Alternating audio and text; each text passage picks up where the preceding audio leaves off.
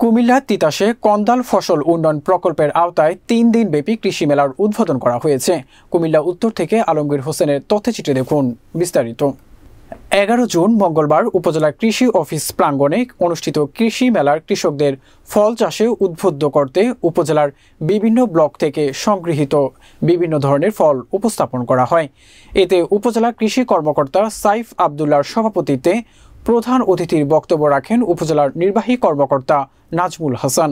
উপজেলা প্রশাসন ও কৃষি সম্প্রসারণ অধিদপ্তরের আয়োজনে মেলার আলোচনা সভায় বক্তব্য রাখেন উপজেলা সহকারী কমিশনার আশিকুর রহমান, উপজেলা আওয়ামী লীগের সাধারণ সম্পাদক মোহাম্মদ মহসিন ভূঁইয়া, তিতাস থানার ওসি কাঞ্চন কান্তি দাস, সদর Kurikandi UP chairman Saiful Alam Murad, Majidpur UP chairman Jahangir Alam Sarkar, Balarampur UP chairman Nur Nabi, Ziarkandi UP chairman Mohammad Ali Ashraf, Satani UP chairman Shamsul Haque Sarkar, Narandia UP chairman Arifuzzaman খোকা।